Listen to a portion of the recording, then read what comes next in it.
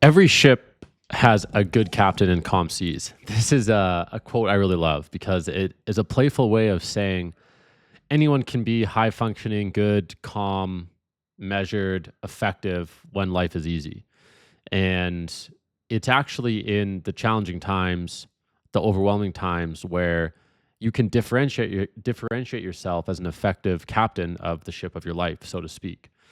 Um, this also reminds me of one of my favorite books of all time, which is called Shackleton, and it recounts the story of Ernest Shackleton about 100 years ago. Um, Attempted to cross Antarctica. His ship got crushed by the ice, and him and his crew, I think they spent about 1 full year surviving on these ice floes in the Weddell Sea, which is the southernmost sea of the world near Antarctica. And still to this day, people look back on that story and look back on Shackleton and say it was one of the, if not the greatest stories of leadership in history, full stop, period. And the everyone in the crew survived 1 year of living like in tents and in flipped upside down life-saving boats on the snow in these ice floes. So it's a really good book. I'd recommend it. And it's interesting though, when you think about an extreme situation like that, it's so vital to prioritize, like ruthlessly prioritize what's most important and accept that you're going to miss a lot of things. Um, and there's a million competing priorities, and you have to be okay with saying, hey, I'm going to choose these one or two. And I know that by choosing these one or two, the rest of them are going to not be tended to.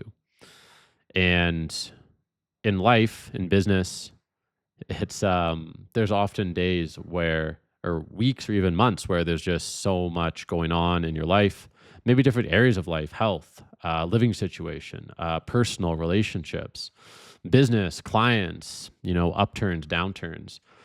And as a business leader, what another thing I don't think gets talked about enough is that the way the business leader is showing up in all areas of his life also affects his business. Like you can't really separate those. If you're someone who has a 9 to 5 job, it's easier to separate the job from the rest of your life because for the most part, when you show up to that job, you're not having to make critical decisions. You're just having to follow steps.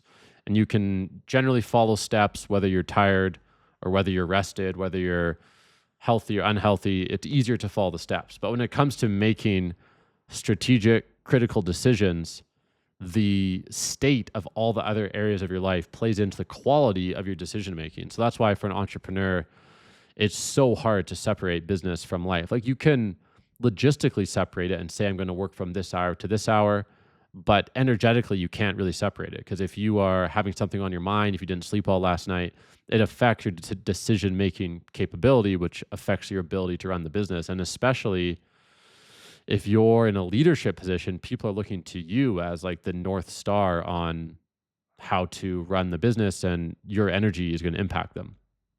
Um, Another story is a friend of mine, or a friend of a friend who at the time was running an 8-figure business, talked about how important it is to rest as the business owner because he had let's say a team of 20 to 30 employees underneath him. And for him to spend time getting really well rested and really just energetically optimized, when he has his 1 hour stand-up meeting in the day, he's impacting 30 people and impacting those 30 people's how effective they work that day. So that 1 hour is like extrapolated out times 30. So it actually makes more business sense for him to work less hours, be well rested, and show up with absolute presence and energy during that 1 hour where he's leading the team of 30, because that 1 hour is actually worth 30 hours. And I think that's an interesting idea as well. And it applies for any scalable vehicle, like even YouTube.